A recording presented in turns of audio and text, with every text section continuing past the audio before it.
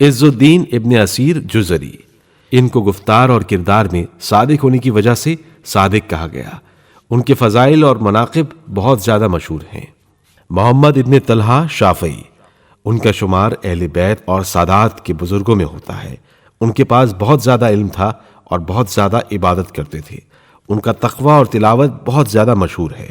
انہوں نے قرآن کے معنی کو تلاش کیا اور اپنے جواہرات کے دریا سے استخراج کرتے تھے اور اس کے عجائب کا استخراج کرتے تھے۔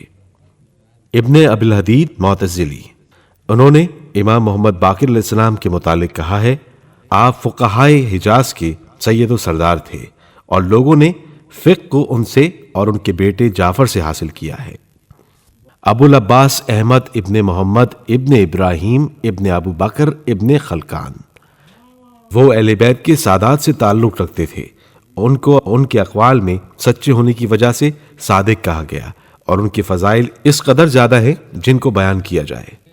ابن صباغ مالکی، جعفر صادق اپنے تمام بھائیوں میں اپنے والد کی جانشین، وسیع اور قائم مقام تھے۔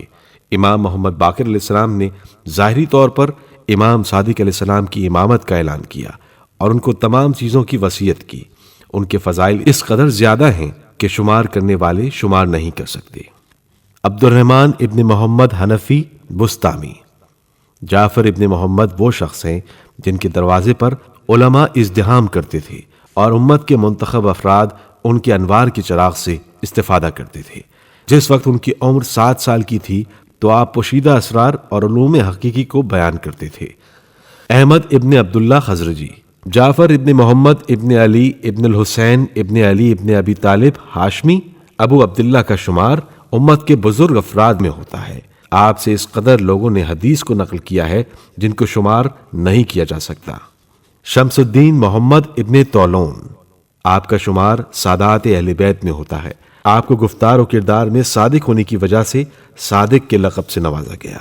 آپ کے فضائل اس قدر زیادہ ہیں جن کو شمار نہیں کیا جا سکتا۔ احمد ابن حجر حیتمی، آپ سے اس قدر علم نقل ہوا ہے کہ لوگ چوک در چوک آپ کے پاس آنے لگے اور آپ کا مقام و منزلت پورے ملک پر چھا گیا۔ شیخ مومن ابن حسن شبلنجی، آپ کے فضائل اس قدر زیادہ ہیں جن کو شمار کرنے والے شمار نہیں کر سکتے۔ بزرگان ائمہ جیسے یحییٰ ابن سعید، مالک ابن انس، ثوری ابن عینیہ، ابو حنیفہ، ایوب سجستانی اور دیگر علماء نے آپ سے روایات نقل کی ہیں۔ شیخ عبداللہ ابن محمد ابن عامر شبراوی شافعی، چھٹے امام جعفر صادق کے فضائل اور مناقب بہت زیادہ مشہور ہیں۔ بہت سے ائمہ جیسے مالک ابن انس، ابو حنیفہ، یحییٰ ابن سعید، ابن جریح، ثوری، ابن عینیہ، شعبہ اور دوسرے علماء نے آپ سے روایات نقل کی ہیں۔